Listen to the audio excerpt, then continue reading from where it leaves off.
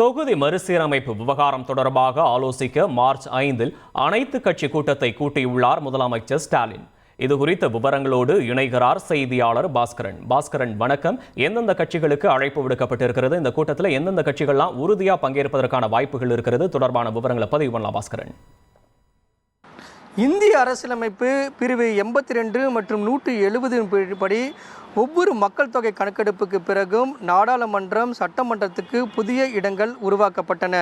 ஏற்கனவே இருக்கக்கூடிய தொகுதியினுடைய எல்லைகள் மறுநிர்ணயம் செய்யப்பட்டது.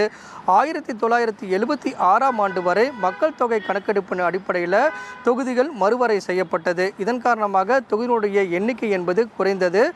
மக்கள் தொகை குறைவதால் மாநிலங்களுடைய உரிமைகள் குறையக்கூடாது என்பதற்காக அரசியலமைப்பில் சட்டத்தில் திருத்தம் செய்யப்பட்டது.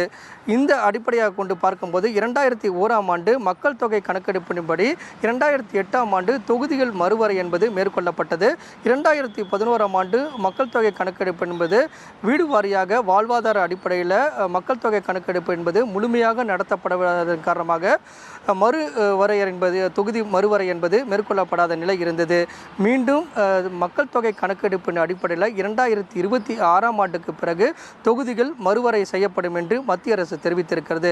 இதன் காரணமாக மக்கள் தொகை கணக்கெடுப்பின் அடிப்படையில் தொகுதிகள் மறுவரை செய்யப்பட்டால் தமிழகத்தில் இருக்கக்கூடிய மக்களவை தொகுதிகள் 39 உடைய எண்ணிக்கை 8 குறையக்கூடிய வாய்ப்பு இருக்கிறதாகவும் அந்த 8 இடங்கள் இழக்கக்கூடிய வாய்ப்பு இருக்கிறதாக தமிழக முதலமைச்சர் இன்று நடைபெற்ற அமைச்சரவை கூட்டத்துக்கு பிறகு தெரிவித்திருக்கிறார். இதை மத்திய அரசினுடைய கவனத்துக்கு கொண்டு சென்று மக்கள் தொகையினுடைய கணக்கெடுப்பின் அடிப்படையில் மறுவரை செய்யக்கூடாது. 1971ஆம் ஆண்டு நடத்தப்பட்ட மக்கள் தொகை கணக்கெடுப்பின் அடிப்படையில் மட்டுமே மறுவரை செய்யப்பட வேண்டும். எக்காரணத்தை கொண்டும் தொகுதியினுடைய எண்ணிக்கை மக்கள் தொகையின் அடிப்படையில் குறையக்கூடாது என்பதை வலியுறுத்துவதற்காக அனைத்து கட்சி கூட்டம் என்பது மார்ச் 5ஆம் தேதி கூட்டப்பட்டிருக்கிறது. இந்த கூட்டத்தில் எடுக்கப்படக்கூடிய முடிவுகள் மற்றும் தீர்மானங்கள் அடிப்படையில் மத்திய அரசை வலியுறுத்தி தொகுதி மறுவரை என்பது மக்கள் தொகை கணக்கெடுப்பின் அடிப்படையில் மேற்கொள்ளப்படக்கூடாது என்பதை வலியுறுத்துவதற்காக கூட்டம் என்பது மார்ச் 5ஆம் தேதி தமிழக முதலமைச்சர் தலைமையில் அனைத்து கட்சி கூட்டத்துக்கு அழைப்பு விடுக்கப்பட்டுள்ளது. விவரங்களுக்கு நன்றி பாஸ்கர். தவிர்க்க முடியாத தம்ப்நெயில்ஸ், கலக்கலான கண்டென்ட்ஸ், சினிமாவும் சீரியஸ் பிரச்சனைகளும், சும்மாவே ராம் சரண் தளபதி விஜய் எப்படா பெரிய கலகலப்பும் கைகலப்பும்.